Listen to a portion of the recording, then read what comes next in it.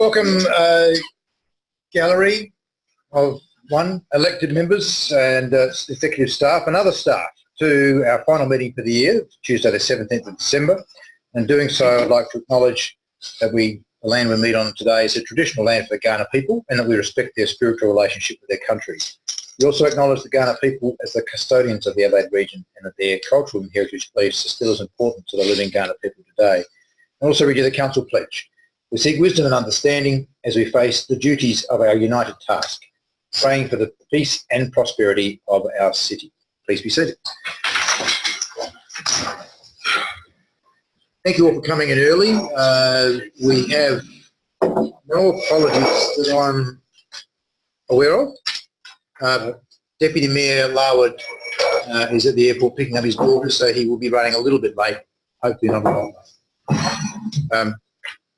And on leave we have nil. Do I have a declaration from anybody about a conflict of interest in any matter tonight? No? Okay. Confirmation of the minutes from the ordinary meeting of Council for Tuesday the 26th of November. Do we have someone who wishes to confirm those? Councillor Harris, would you wish to speak to them? No, thank you. We have a seconder. Councillor Barnett, wish to speak to them? No. Any further debate? If not, concludes debate. All those in favour? Against? Carried unanimously. Thank you. We've got a trial agenda tonight in response to the workshop the other day, so bear with me if I lose my way. I've got my training wheels on. Public question time.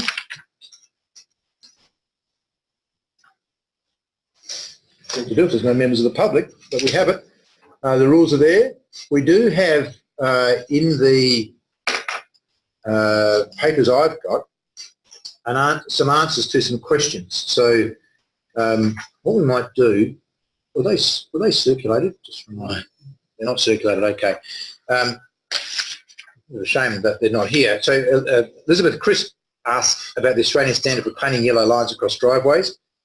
Do these get published in the minutes? They do. So they'll be available for you to display. So it's long. Do you want me to read the whole thing or prescient? Right. Okay. So in essence, I know we know this. The team have been following the Australian road rules for some time in terms of line markings and moving back from having optional line marking. In essence, Elizabeth Crisp asked why can Norwood have it, but we not have it. Norwood have made a choice to spend more money than the Australian road rules, so they've taken an option to provide more.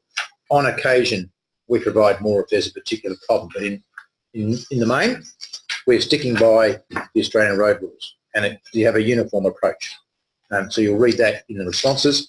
The second one was from Mark Standen relating to the relocation of the depot operations to Campbelltown City Council. He wanted to know what's the additional fuel costs and what's the difference in the carbon footprint as a result of that fuel difference. The staff say there's a lot of calculating to be done and haven't got it ready for this meeting, but it will be coming to us at the 28th of January meeting. Okay, so you're aware there were some responses for those questions. Well, one. And an update on another. Right, there being no members of the public, we'll move on to the next item. Petitions, we have nil. Deputations, nil. Questions without notice, are there any? No. Reports for decision, we have 5. 10.1, the annual business plan. Is recommendations on page 2. I'm just going to point out, staff have advised me there's some errors in the table. Thank you, Councillor Pearce, for raising those. On page 6, the 25th of January 2019 should be 2020.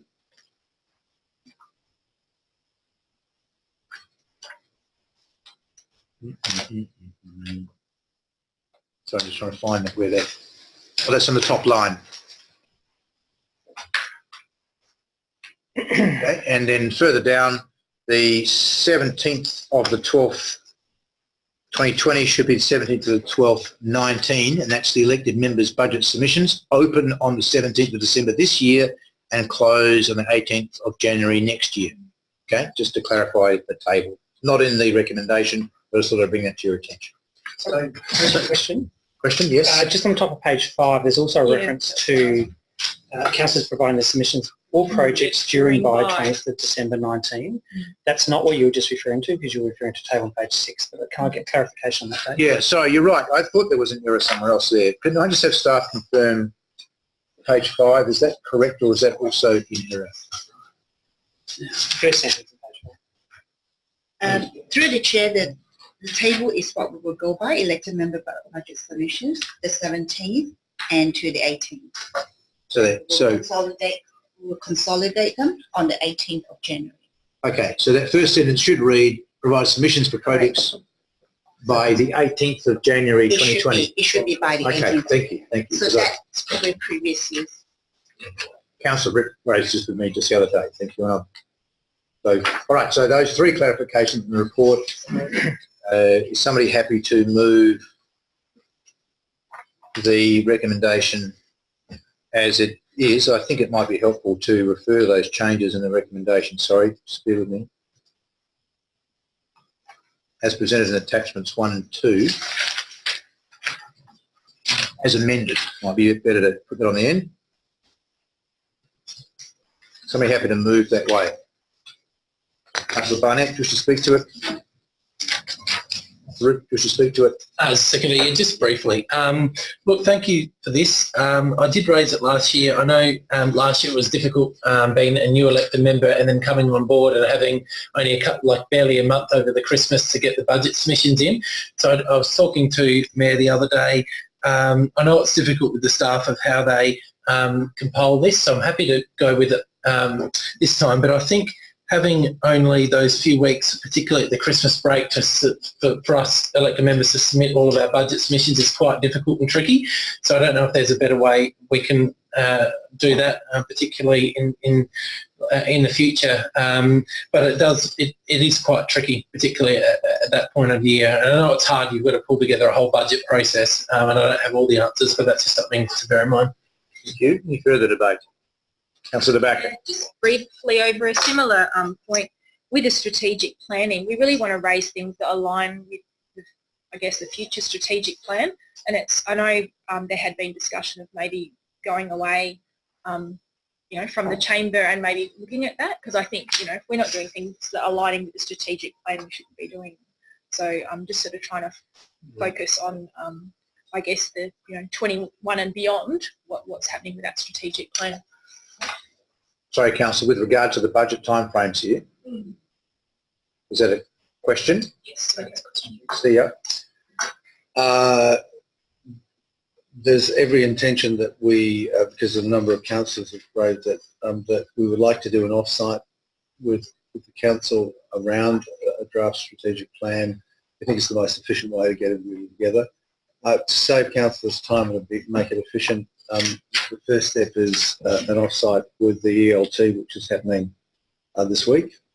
And we hope to bring a reviewed strategic plan for your consideration to pressure test relatively early in the new year, and I'd be guided by elected members on the timing of that. Just go back to the question, in terms of this budget timeframe, are we going to have that session prior to locking in the next budget? I think that's the essence of the Because question. the thing is, we want submissions that align with a strategic plan. I absolutely understand the question. We want the submissions in early so that they can be discussed. And when does the budget, if I can refer it to Jenny, when is the latest that we can have the budget with the elected member submissions? Through the chair, we will come through to the council, probably according to the plan, is probably in April to actually endorse for community consultation. So we need to be able to wrap up according to the timetable is April to go to community consultation. I think, CEO, it might be good if you could seek to herd the cats that we are late January, early February would work best in the timing. I think April is, things have moved too far in April. Oh, no, that's, yes, Chair. I mean, the plan was late January, early February for that, and it sounds like that'll be in plenty of time to finalise the budget. Okay. By April. So thank you for the Brilliant. question. And we'll be going off-site to some exotic like Walkerville. Okay, right. If only we could afford that, Chair. Any further debate? There being none, Councillor Barnett, do you wish to sum up? Only to say that in the light of our discussions that I don't think there's anything preventing elected members from preparing a wish list, and then it will get sorted out. Thank you. Concludes debate. All those in favour? Against is carried unanimously. Welcome, Councillor Green. Councillor Larwood is running, Deputy Mayor Larwood is running a bit late, so don't panic. You're on the last in the room. And he will not know that you weren't here at the start. 10.2, periodic review of key financial indicators, recommendations on page 9. Just note, they are as per last year, except the asset sustainability ratio has been pulled down to 90 in alignment with LGA's standard. Anybody happy to move it as it's currently written? Councillor Ripp, wish to speak to it? Thanks. Have a seconder. Councillor Barnett, wish to speak to it? Only just to, with the revision of the asset sustainability ratio, that was from the recommendation of our audit committee. Yes. Yes. Two parts. One said the LGA's got a standard, why wouldn't you just match it? Secondly, you need more variance, because if you're always over 100, you're at risk of being accused of gold plating your assets. Fair enough. And it never works out quite on time, quite on budget, does it? There's a bit of variance. So that's, yeah. Any further debate? Councillor Ripp, you need to close. That concludes debate. All those in favour? Against is carried unanimously. Thank you. Council Inspection Practice Direction, PDI Act 2016. Recommendations on page 14. Somebody happy to move it as it's presented? Councillor De Backer, do you wish to speak to it? Briefly, and maybe to ask a question if I can. You have 5 minutes. Okay. Yeah, so just in regards to this, it was quite concerning, I guess, to see what may or may not be required of us into the new Planning Act. One of the things that I would have liked to see is a big dollar figure, potentially. I mean, we don't really know, but is this hundreds of thousands or 200s of thousands of dollars that may impact the council budget every year? Through the chair, unfortunately, the issue with this is we actually don't know at the moment. It depends on the questions that we're looking to ask in the attachment, which is referred to in recommendation 2. There's a question around what's mandatory and what's discretionary, and that will be an influencing factor. There's also questions around whether the state will look to implement a fee that will then assist to cover the cost. Will there be a cost to council? I imagine the answer to that is yes. Will it be hundreds of thousands of dollars? I think the answer to that is no, but it could be. I think that's good for people to understand. $100, I'll give you that. Anything further, Councillor? Good question, by the way. Do I have a seconder? Seconder, yes. Councillor Harris, far away. And I don't wish to add more because I was happy with the mover, but I do go to page 21, page 20, number 6, and it is in a few other things, and it's also through a lot of other stuff we've done. But I'll read the point 6 point something right at the top of the page. In the event that inspection of the foregoing buildings does not result in the prescribed minimum inspection levels being met any other building. Always have a concern through a lot of stuff. We can move along and we can get minimum, and minimum is a bare necessity. If you're building scaffold and you've got a 6-foot handrail around it, well, it's made it. But reality is 6.5-foot scaffold handrail would be a heck of a lot, just a lot better. So I don't plan to change it or anything because it's in there, but I'd like to point out that in future if we try and do something, rather than use that minimum sort of standard, we should always be aiming at better than a minimum standard, particularly these sort of things, because we're talking about projects that are around people and residents and also working people and that. So in my way of thinking, if we're doing anything along this line, we should always be trying to excel to have something a lot better. Apart from that, I'm happy to move it. Councillor Barnett. Yes, just following on the lines of the previous speaker, I have concerns because it goes directly to cost shifting over to local government and to our ratepayers.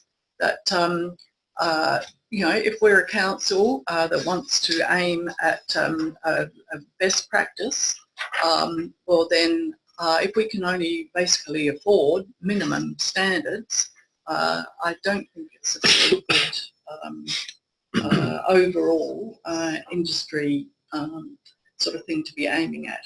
So I don't know whether we can highlight something like that again. So yeah, I'm sort of not happy about this notion again that we have to pay, and if we want to, you know, improve our standards and our delivery to our community, then we seem to be penalised. So I'd like to know, where is the carrot and not the stick? Rhetorical question. Thank you for clarifying that. Any further debate? I'll just speak from the chair. Just to clarify that some of you will know I'm on the Ministerial Liaison Committee, which represents all of local government related to the planning reforms. The view around the table from the Housing Industry Association is any increase in fees will affect housing affordability. So they're going to push back. Right? The Property Council, not so concerned. Most of their members do big stuff. And the MBA haven't said much, but they'll agree with the HIA. So this is a dilemma, okay, because our fees don't cover the planning process. The building fees, the director assured me today, we have an $18 fee, which is associated with inspections. We don't receive any other income for it. So it already costs our community money to go and inspect other people's buildings that surely, yes, they're in our city, but they're paying for the building, but the community's paying for the inspection, apart from $18. So if we want to do more, we can, but we should have a conversation with our community to say, are you happy to stump up the money for it? Or I can push harder at that forum to say that we want to have full fee recovery, but understand that there'll be pushback on housing affordability reasons. It's been an issue for years. We've never recovered our planning costs, and we've never recovered our building inspection costs as far as I'm aware historically. So it's always been a balance between some figure that the minister determines we can charge applicants and the amount we want to spend on it, and there's some regulation in between as to how much effort we have to put in. So I'd like it to be clearer and simpler, but it's not. We can have that discussion at budget time if someone wishes to. In the meantime, we'll keep pushing on behalf of the sector to have full fee recovery or closer to it at least. Any further debate? If not, Councillor De Backer, do you wish to sum up? No, thank you. Some very good points made. Okay, that concludes debate. All those in favour? Against is carried unanimously. Item 10.4, Eastern Health Authority First Budget Review 2019 to 2020. Recommendations on page 37-38. Somebody happy to move it as it's presented? So the backer, wish to speak to it? Yeah, just briefly, the fines and expiations. I was just trying to understand why there wasn't any or as many fines and expiations issued. Is that because everyone's doing a good job? It's on page 44. Budget and year-to-date actual. I don't know if anyone's...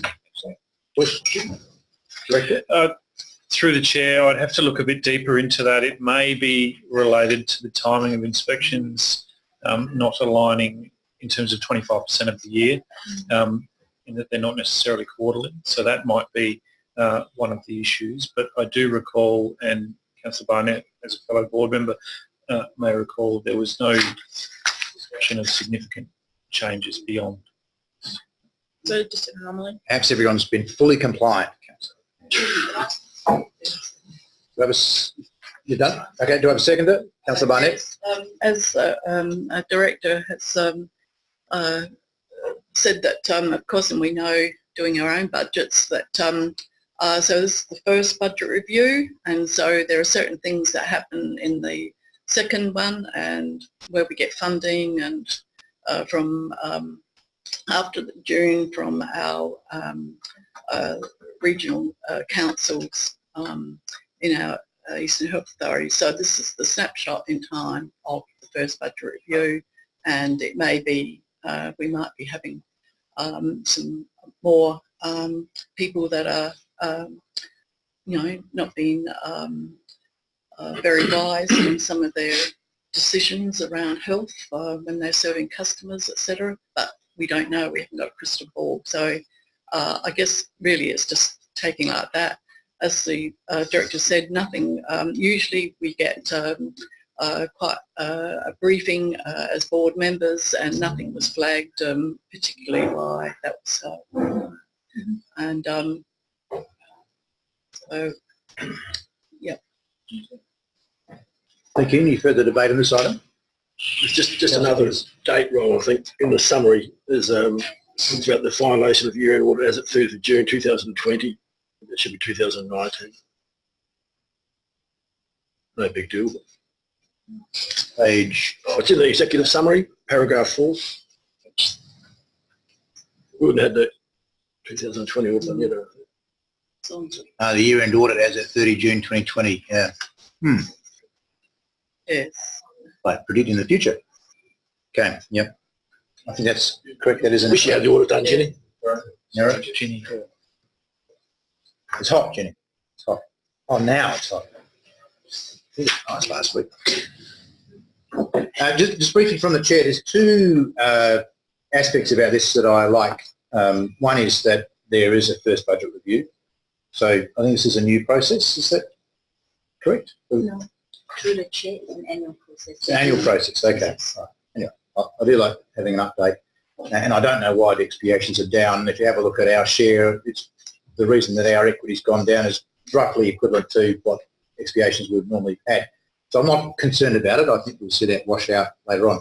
The other reason is that this also asks us to fund, or part fund a review into EHA. And I know we've had some conversations about it here in the past as to trying to work out, does this actually give us good value for money? It is an outsourced public health service, but it's outsourced to a local government entity called a regional subsidiary. I happen to be a big believer in sharing services and regional subsidiaries, but I do want to know at some point, is it actually delivering bang for bucks, or could we do it cheaper by bringing it back in-house? And we just have no idea. So the review I really support, and I've made it pretty clear to the CEO that the review has to be really objective.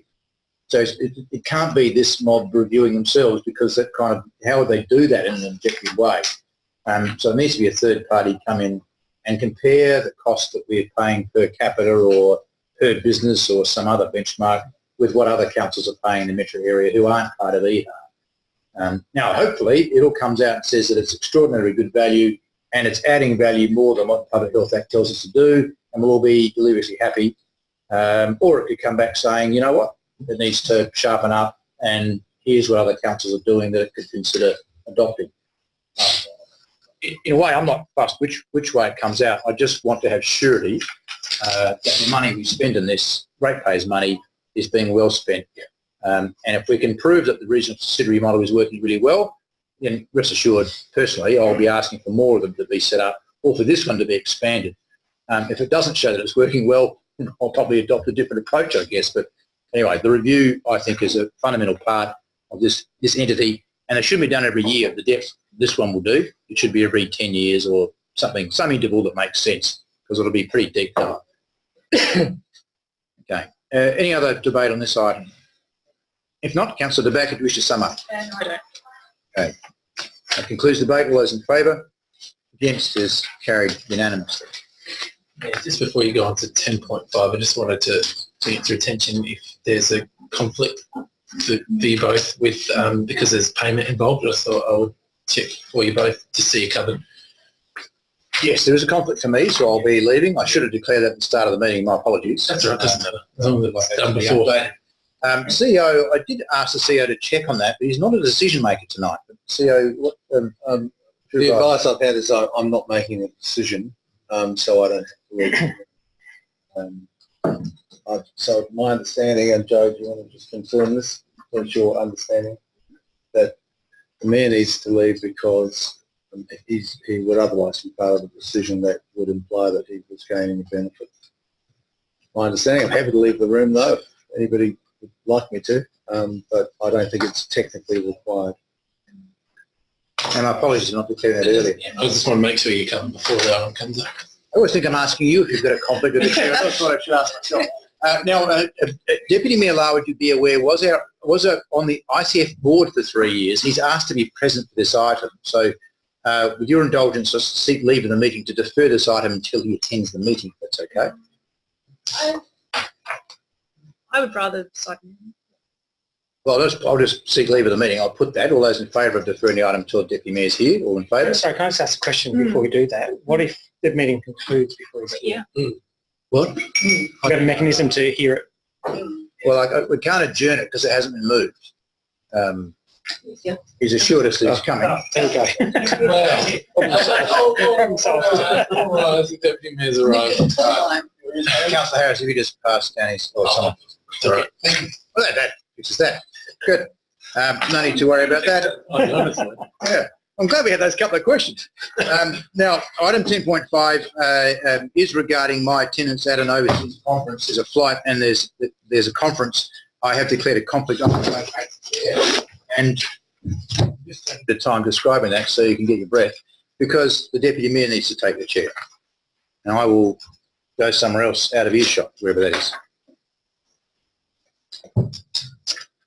You can start cleaning the history cupboards. Yes, that's within earshot. Thank you so much for the offer. Right, grab me when you're done.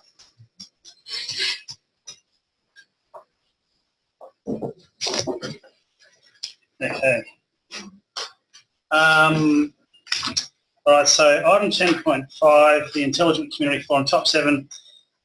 Apologies for being late, I was just at the airport picking my daughter up. She's just got back from Italy. So Intelligent Community Forum Top 7 Communities of 2020 Conference Opportunity. Recommendations are there, recommendation 1 and recommendation 2. Do I have a mover? Thank you, Councillor Ritt. Would you like to speak to the motion? Yeah, only briefly, just to say, I think if we want to, moving forward, we're looking to obviously, with investment attract investment and attract opportunities. So I think these type of things we should be doing our best to participate in, and be interesting to see if anything does come of it. But I know that's obviously been a focus of even us moving forward and looking to attract that investment. So I think we need to be involved. Thank you, Councillor. Do I have a seconder?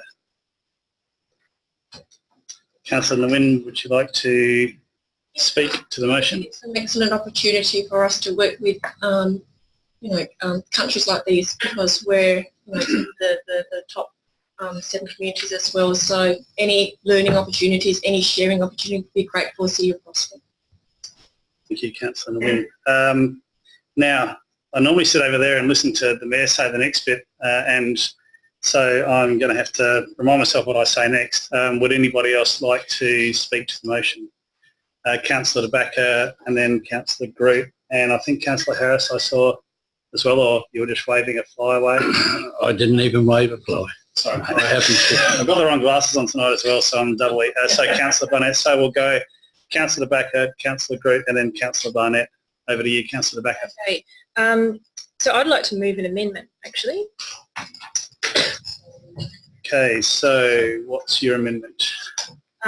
So Council accepts the offer for one delegate to attend the Intelligent Community Forum Top 7 Communities of 2020 announcement and conference in Taiyuan City, Taiwan, on Monday 10th of February 2020, and ask that the Mayor David O'Loughlin nominate that representative, and then part 3, that representative travels economy class. So we're just getting some words up on the screen.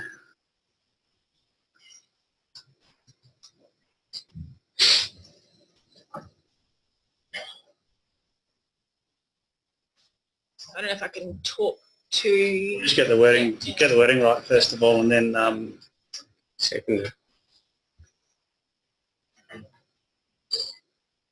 Oh, so yeah, do we have to, so we've got an amendment, do we need a seconder before we open up discussion, or? Actually, sorry, just read it for a sec. One delegate, not me. Okay, are we happy with that wording? Yeah. Yep, that's fine. Okay, Councillor De Backer, over to you. Okay, yeah, so briefly, I agree with the mover and the seconder. I think it's a great opportunity. I'm just really cognizant. This is more of a PR thing. So reading the Advertiser today and looking at, spending and credit cards and things like that, it's also a very high profile thing.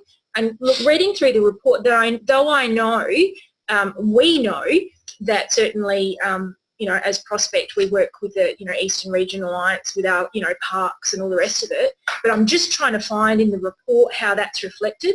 So obviously, City of Prospect being, the second smallest metropolitan council, I think something like this, if we were representative of a region or the northern regions or something like that and the funding was shared, maybe having two representative prospects would be justified. But I think, this motion in front of us actually looks at a compromise. Look, yeah, we're doing some great things and we want to talk about it. And I think it would be great for the Mayor or the CEO to be representative. But I think we just have to be cognizant when, people are watching us that we might not travel business class and maybe have two representatives. Like certainly elected members, myself included, have benefited from the training opportunities and conferences, and I know we do come back to present. But again, it is very visible, and I'm just cognizant in this climate that this might be a compromise. Thank you, Councillor De Backer. So just want to make sure we've got this right, because I think that you proposed an amendment to one of the items, and you also suggested a third part. They've included it in the... So just so we can... I mean, you can do it as a separate... Well, that's what you suggested, so... Yeah, I could do that, that the representative... So a third part to the motion. Yeah. Travel economy class. Thank you. Now, correct me if I get this wrong, I'm now looking for a seconder for the motion. Oh, sorry, the amendment, yeah. Looking for a seconder for the amendment. I have a question, clarification. And my question is, will the amendment having the wording one delegate preclude us to send two delegates? So yes, that's what it's trying to do. I'm not sure if this is, can I just point out, I'm not sure how we'll deal with the Mayor being asked to nominate a representative and dealing with the potential or perceived conflict of interest side of things. So my understanding is that he can't really be involved in this process, and therefore if he comes back in and we say you've got to nominate a representative, then he's potentially precluding himself. I think that's how I'm reading that. So anyway, that's just a comment. I don't know whether that is requiring. I haven't had my question answered, sorry. I'm just wanting to find out if that means that we can still send, say, the CEO, for example, or the Mayor, depending on this. Well, if this amendment... Yeah, the Mayor's nominating himself either or someone else. If the amendment's adopted and if it's actually practical or possible for the Mayor to nominate a representative, if this is adopted, then I don't know whether he can then nominate himself, but to answer your question, I think Councillor Barnett, he can nominate himself or nominate someone else to attend. I think that's the case, isn't it? If this is... Through the chair, but the question is if that would include a second person going. Yes, that's my point I'm trying to make, is that, I acknowledge the sentiment of the amendment, but it's just wording of that I'm just having issue with that. So only one maybe might be the better. Council accepts the offer for only, well, it's not, the offer is for two, so. You can still only accept one if you want. Mayor said he wanted to go. So There's been a suggestion that we suspend meeting procedures for, I don't know why I'm looking over my shoulder, until 6:50 if we should need that time. All those in favour? All those against? Motion's carried. So meeting procedures suspended until 6:50 should we need that time. Okay, so CEO, Yeah, thank you. Just really briefly, understand the sentiments completely. We've done this 9 years, 7 listings. We really have to decide as a city. I appreciate your thoughts, Councillor Dabacalong, representing a broader base, but we're the one that was listed, not the ERA. If we, in my view, and I've talked to the Mayor about it and I've talked to the Deputy Mayor, if we're going to do this, we need to do it really well, otherwise it's no point in going. I do need to let councillors know that should the Mayor go, he would be, there's only one flight that would get him there because of his other requirements, and that would mean he would be travelling overnight.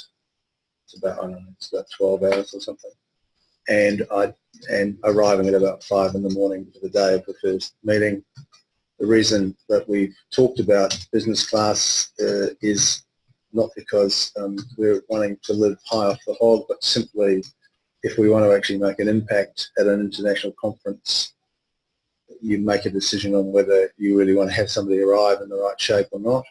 Appreciate the optics, and if those optics are a problem, actually I would put it to elected members that we either do this properly or we don't do it, and I'd rather not do it. Even if it's one delegate. Certainly the Mayor won't be in any shape if he goes economy, and I probably think he'd probably decline. It's not a great deal of money, but at the end of the day, lest any elected member feel like somebody wants to, be on some sort of champagne moment, it's really about being in our best possible shape to present in a very intense 2 days when we get there. And I think it's not so much, appreciate the optics, and I read the paper as well, but we either believe that this is a worthy investment or we don't. I just thought I'd clarify that for elected members. Okay, Councillor Grigg. Thank you for that, CEO. Can I just make a couple of comments? One, just in terms of the amendment, when we go back into session, I'll move a point of order because I know what Council's trying to do and I don't necessarily disagree with it, but I think it's ultra vires in that the Mayor couldn't actually nominate anyone. Yeah. The Mayor couldn't nominate himself. He'd have to nominate someone other than himself. So maybe it's not ultra vires, but I just think it's not meeting the intent that I think the mover's trying to make. So can I just point that out because maybe someone can think about maybe changing that to make it mean what it's meant to. Just in terms of so what's my other point I was going to make? Damn it. No, go to someone else. I'll come back to you if I need to. Anyone else want to chip in?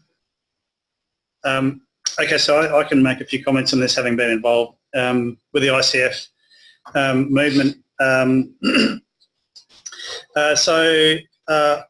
I think this is our push forward or get out moment for being involved with the ICF. I think it's served us well over the last 7 years, and it's certainly been a driver of some good initiatives in the city of Prospect. We've got the Innovation Precinct. We've got the ICF principles embedded in our assessment, our decision-making process around the fit for recommendations as part of our core strategy and our agenda that we always look at. I think their principles are sound as an organisation. Should we go to this conference or should we not? The opportunity to get close to the organisation and to learn as much as possible from other top 21 communities and the organisation as well is a very attractive one. I don't think we've done that anywhere near well enough over the last number of years. We've had the opportunity to network and to bring back the intelligence and the knowledge that this organisation offers us, and I don't think we've done that well enough. I think with ICF communities there tends to be two models. It tends to be the city or the region which is in a bit of a bad situation and they really need to reinvent themselves to move back into a comfortable position. And then there's places like Prospect, which I describe as looking to go from good to great. And for me, that's the main benefit that we would get out of going and continuing to be part of the ICF organisation overall. So, and there's definitely that opportunity. There's a lot of regions and cities who have taken that pathway. And I think we're looking for, well, my personal feeling is that we're looking for that thing that's going to kick us up to the next level. We've done a lot of work over a long period of time, and we've done a lot of work prepping ourselves to be in this position. If we don't have a crack at it now, then we should just say, well, the ICF stuff was good at the time and move on to something else. Having been to these conferences, the order of who it looks good to attend is definitely senior representatives of the organisation. So the most senior that you can get is better, particularly in the Taiwanese environment. Having the mayor going, I think, would be mandatory. Having the CEO there, I think, is also, personally, I think it's important because we have that good combination of external to the operations being the mayor, but the figurehead and the person who's been seen as the key representative. But we also have the CEO, who is going to be then tasked by us as elected members to grab that learning, grab those relationships, grab the opportunities, bring them back, disperse them throughout the team, and really start having a fair crack at it. So my position, having been to these similar conferences, is that the mayor and the CEO are the two people who should go, and we should send two people. I'm not going to comment on the business class airfares side of things. I think I saw by reading the program that day one kicks off in the evening with a welcoming ceremony and networking and those kind of things like that. The conference program in proper kicks off on day 2 and day 3. So I'm not sure if I've misread that or whether there's pre-events opportunities to get involved as well. So should we go? Yes. Should the CEO and the mayor both go? In my opinion, yes. How they go is, up for debate. Councillor Groot. I remember what I was going to say. Just a question about why we're approving the CEO to travel. I don't ever recall having to do that before as an elected member. So normally that, I imagine, would be managed by an administrative process. So can I just check why we're having to approve the CEO to go? CEO, I'll delegate that to maybe 10 minutes. I'm not completely sure. I think we have actually an internal travel policy that hasn't been finalised yet. It's been sitting as draft for some time, which covers my international travel. And the draft policy says business. I'm not being a princess about going business. It's simply a question of what we want to achieve here. It's not my first rodeo. I've been on a lot of trade missions all over the world, and there's a completely different situation. I don't think the mayor, given his timing, could possibly fly economy, and I appreciate he might, gets in at 5 in the morning, and there might be something at night. I'm not sure. The honest answer is I'm not sure what the role of the council is in terms of approving my attendance. But Jenny, have you got any sense through you, Chair? Through the Chair, it's common practice in other councils, with Adelaide City, Charles Sturt, just to make a recommendation that a staff person go. So it's just a courtesy. I think the CEO is within his power to go, but it's just common practice that a staff person is nominated in council reports. It's partly related to the fact that there's already a report being tabled. So rather than have a report that talks about only one delegate, the intent was to have two, whilst technically the approval would only be needed. Through the Chair, if I can speak, this is especially so, this is an international travel. So therefore, it's for transparency is to come to council. That is. And can I just clarify, that question was more about the approval regardless of mode of transport or class of travel. It was just more about, I don't think I've ever been in a conversation before where I'm approved for a staff member to travel either internationally or domestically. My last question, which goes to the amendment potentially, is there a material cost between economy and business? we've hunted and hunted on the internet. It's 3,100 to go Cathay. It's a long trip. You've kind of stopped in Hong Kong for quite a while. It's the cheapest we can find. I think about the same as Malaysia. I think Malaysia's 23 hours on that fare. Cathay, I think, is about 15 or 16 hours all up. But it's you know, at that price, it's about a kind of a Qantas full economy fare. Really, it's not thousands of dollars. Appreciate the optics, but it's a long way to go for some important meetings. And the question to me, elected members, is really what's our investment and what do we want to do with this in the overall scheme. We've put the budget in, I think, primarily for the elected member who might be going. There's plenty in there. Really, comparatively, as I said, we've searched the internet to get the cheapest possible option to go. But I appreciate that, you know, at the end of the day, it's all part of the package. What do we want to achieve in those 2 days, and how do we want to get there? And as I said, I've done many of these, and I know the difference in the way that you're on. Okay, anybody else? I might go with Robin, and then I'll go with Councillor. I think Deputy Mayor Lau pretty much summed it up. We've been invited to this, which is not just a conference that we've plucked out to go to, so to present.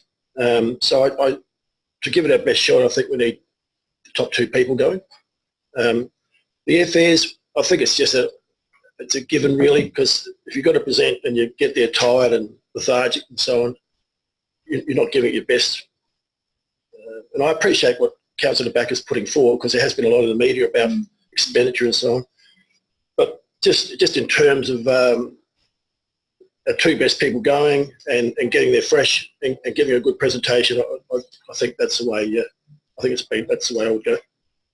Yeah, Councillor Barnett.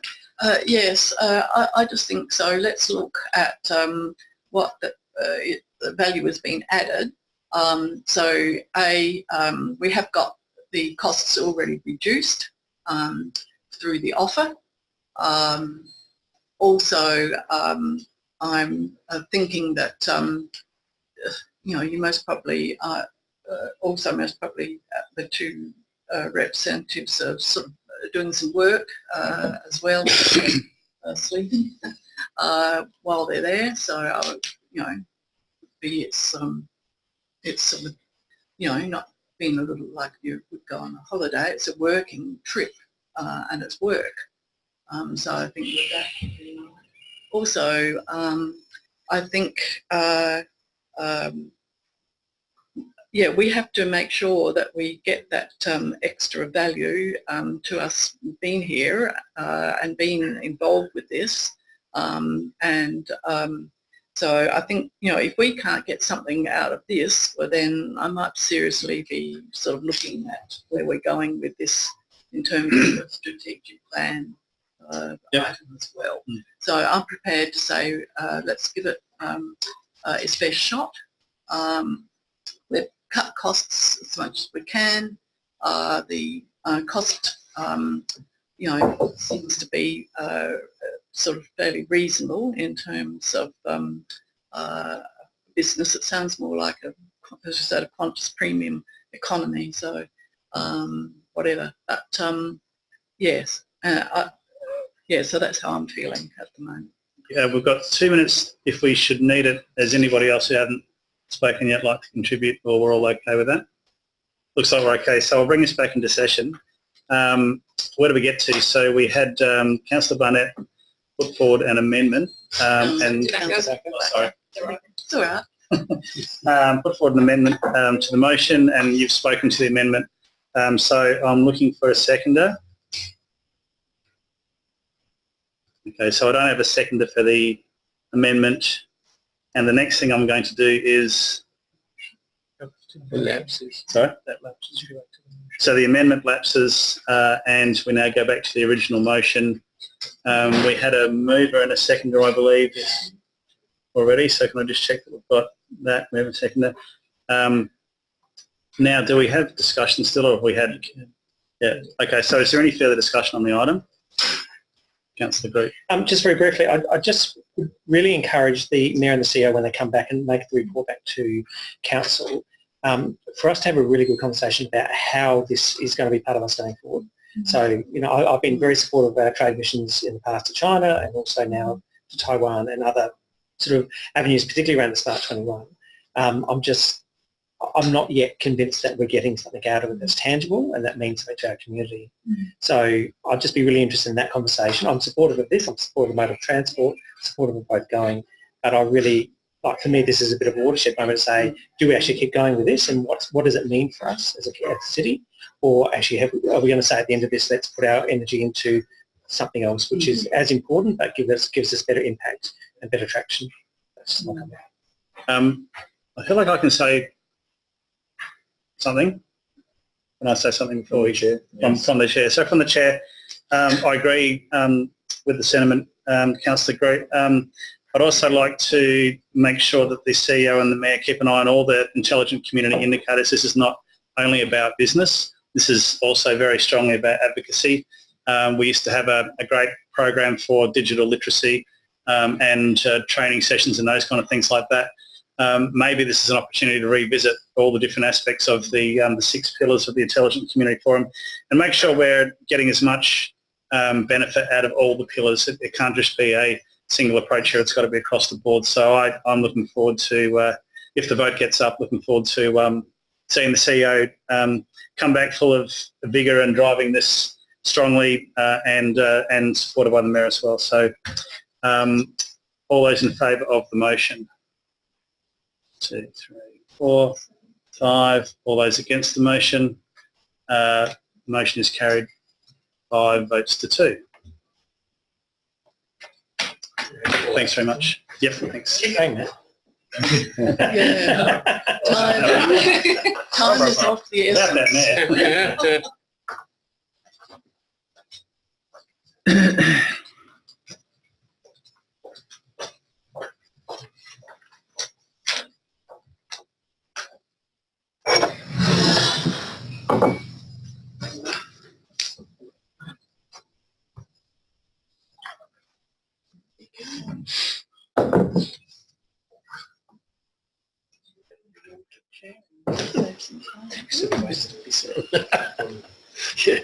Somebody actually wanted to get. Oh, okay.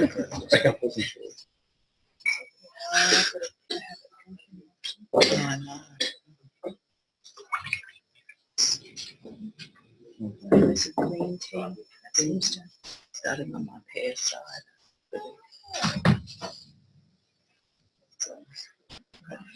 Sorry, all I had to go quite some distance because when there's no one in the library, the noise travels down the gap. So, Well, I didn't mean to say those things you heard. well, I couldn't make out what anyone was saying, but I thought I could hear voices. That's too much. So the rule says you've got to be out of earshot. So The voices were now staying. they're in my head. Yeah, just for future reference, I had to go right down by the JP's area. And most of the time we'll be meeting here, it'll be quiet. So if you have to declare an interest and go, that's probably where you got to go. Not that I'm telling you where to go, but damn, actually. You heard better than we do up here. Okay. Let me catch up here. Right, in the pilot agenda, we're now up to general business, urgent business. Is there any urgent business? No, good. Move on. Item 12, reports of information. 12.1, draft planning and design code content relevant to the City of Prospect. Recommendations on page 63, an ongoing process. This is not our final word by any stretch. Anybody wish to withdraw that one? We're going to do these on block unless they're withdrawn. All right, 12.2, Council Assessment Panel, end of panel term report, part 2, requested, now here with us. Anyone wish to withdraw it? No. 12.3, Green Tunnel Street Tree Strategy Update, again requested and with us. Next report in February. Anyone wish to withdraw it? No. 12.4, the click report that we had at the last meeting, just back here. Anyone wish to withdraw that?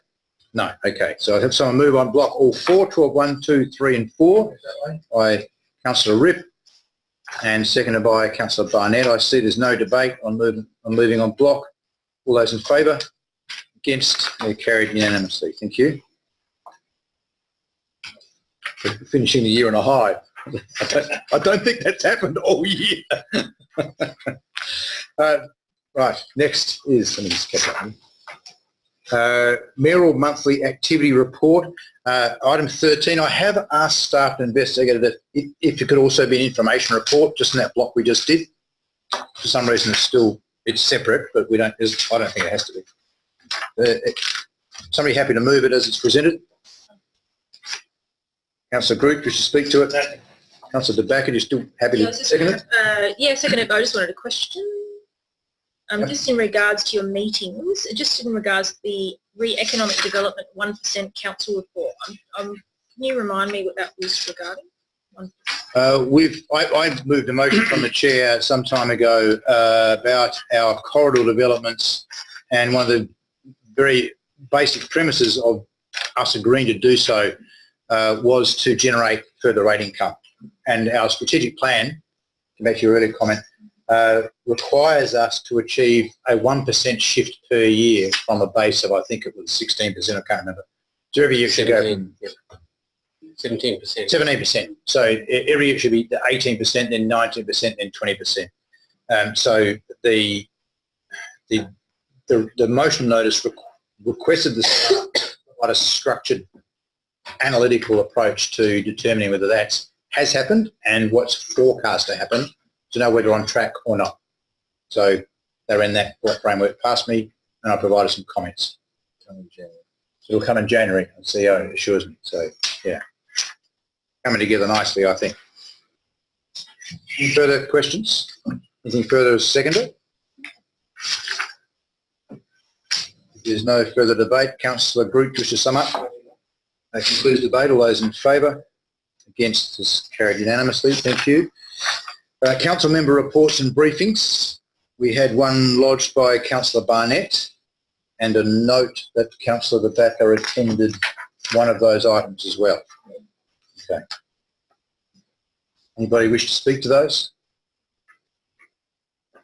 No, we'll just... over here. Sorry. I attended the Co-Housing for the Aging Well project on the 6th of December at the City of Unley, so that was really interesting, talking about co-housing arrangements for older people in City Prospect, Burnside, Unley, with our older residents living in character homes or heritage homes, you know, wanting smaller places. So they were talking about, you know, a possible arrangement of co-sharing aspects of their home facilities. And there was just some really interesting discussions about what people were comfortable with sharing and what, you know, what would work and what wouldn't work. So that was really, that was a very informative consultation. Excellent. Thank you for bringing that to attention. You may wish to catch up with Councillors De Backer and Barnett about that topic, because we've raised that topic, and I'm glad that Unley's posted something on it. Thank you for that. Any further elected member briefings? Also, just actually a question to you, Mayor, if possible. I can see that Lizzie Crisp has arrived here, probably thinking it was a 7 o'clock meeting. I saw her coming in. Wonder if there's the opportunity for us to acknowledge what we said at the start for her on her public question time item, and if she was here to raise any questions, whether we could allow her that opportunity. So just wanted to ask that as a question to you. Yes, I'm happy to do so at the conclusion of this item, but I've got to seek leave of the meeting to do so. Any further elected member briefings? If there's not, we will note those and they will appear in the minutes. Ms. Crisp, delighted to have you here. You're early and you're late. You're early for a 7 o'clock start, but we moved this one to 6 o'clock because it's the last meeting. I couldn't find anything on the website at the moment in relation to meetings. I did get a bit of help, but... Oh, well, there's a note for someone to pay attention to. Can we have a look into that? Yeah, okay. Regardless, Councillor Ritz asked a very good question, because I read out, or precede actually, a response to a question you'd asked on notice during public question time. Unfortunately, public question time has come and gone, but I'm happy to read out the response to you with leave of the meeting, which I'll now seek. All those in favour of me doing so, against is carried, and I will thus do so. At the last meeting, you asked about the Australian standard for painting yellow lines across driveways. I'll read you the entire answer, and it will appear in the minutes as well. And your question was, if there's an Australian standard and you're not allowed to put a line across a driveway, why are Norwood Council doing it and why are we not doing it? Because my question would be that it would be a much better way to manage traffic problems than what we're currently doing. The answer provided to me is that in 1999, to bring us in line with the eastern states, the state government adopted the Australian Road Rules, the ARR. The purpose was to simplify enforcement whereby it is expected that interstate motorists driving and parking in South Australia would be aware of the relevant parking and traffic signage to drive and park accordingly. The ARR also included eliminating the requirement to install yellow line marking. Previously, South Australian councils often installed yellow line marking around corners at intersections and line marked across or adjacent to driveways. We also had a South Australian-based rule that required us to park 1.8 metres from a driveway, and many roads were marked to delineate the distance. This was an extremely expensive and time-consuming task for all councils, so adopting the ARR was an opportunity for councils to review line marking practices. DIPTI, formerly Department of Transport, Energy and Infrastructure, invited councils to information sessions to discuss applying a uniform approach to line marking, and this included no longer refreshing or installing new lines for various parking controls. Of course, each council could decide on the need for line marking within their jurisdiction, but the majority of councils adopted the approach to not refresh existing unnecessary line marking and no longer install new lines at intersections, driveways, etc. The City of Prospect stopped refreshing existing and installing any new line marking that is enforceable without line marking. An example is that we as drivers must park a minimum of 10 metres from an unsignalised intersection or corner, and it's the driver's responsibility to check the distance and park towards the door. For high traffic areas that may require line marking to improve road safety, e.g. on Prospect Road, Main North Road, Churchill Road and around schools and hospitals, etc. However, the majority of local road network can be managed and enforced without line marking. Thank you for asking a question that required a detailed answer, but there it is in the minutes. And of course, if you wish to follow it up through correspondence, please feel free to do so. Thanks. Sorry, there's an initial line. Some councils, such as the City of Norwood, Payneham St Peters, have chosen to continue to install line marking to delineate driveways, etc. City of Prospect relies on the Australian Road Rules to dictate the appropriate road rules. Okay, that's additional to what I just read out. Thank you for your interest in that matter. We'll now continue on with the agenda, and you're of course welcome to stay for the balance of the agenda. We're now up to item 15, motions of notice. There are nil. Questions with notice. There are nil. Item 17 is minutes of committees, regional subsidiaries and other bodies. We have, in this process, we've not moved these on block before, and I won't do it tonight, but I'm going to ask the question to the CEO whether we can in future, because these aren't all decisions, they're just for noting effectively. Item 17.1, the Eastern Waste Management Authority Board meeting minutes. Is someone happy to move that we adopt those, note those minutes? Councillor Barnett? Yep. Wish to speak to it, Councillor Barnett? And Councillor Harris has seconded. You wish to speak to it? No, thank you. Any further debate? There being none, all those in favour? Against? That's carried. Thank you. The next one is the Strategic Planning and Development Policies Committee meeting minutes. Somebody happy to move that we receive those minutes? Councillor Pearce, wish to speak to it? Have a seconder? Councillor Barnett, wish to speak to it? Any further debate? That concludes. All those in favour? Against? Carried unanimously. Thank you. And at 17.3, the Audit Committee meeting minutes on the 11th of the 12th. Somebody happy to move that we receive and note those? Councillor Ribb, wish to speak to it? I have a seconder. Councillor Harris, wish to speak to it? Any further debate? All those in favour? Against? Carried unanimously. Thank you. Confidential items, we have two: the Recycling Legal Matter and the Australia Day Citizen of the Year Awards.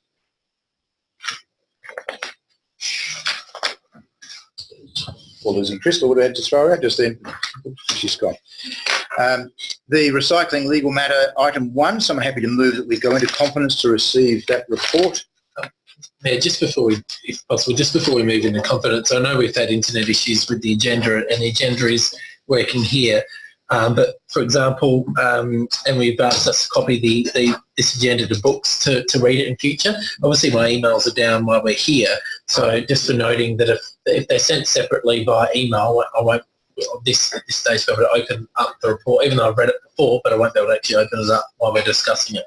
So I don't know if that's something the staff can look at, either sending it to us as a separate agenda template so we can copy the confidential reports to books, because otherwise... Well, so get them to look into it. I use Goodreader. I can just put anything into there. Yeah, it wouldn't let me. I had a similar issue. You have to copy it and then it goes into iBooks. But yeah, it's just a technical. Okay. Okay, so we'll have staff check that out. Is everybody able to look at a copy now? Okay, great. Somebody happy to move item 1, which is that we go into conference. Councillor Barnett, do you wish to speak to it? No. Do I have a seconder? Councillor De Backer, do you wish to speak to it? Any further debate on the moving to confidence item? There being none, I put the motion. All those in favour? Against? Those against? No, I'm not sure where I'm reading it, but no. Just take that again.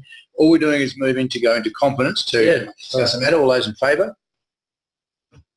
Against? We're nearly at the end. It's nearly the end of the year. I still didn't get a clear indication of what people are doing. So we'll pay attention. I'm going to do this for the third time. All those in favour? Against? Unanimous. Right, beautiful. Thank you. Really, really short.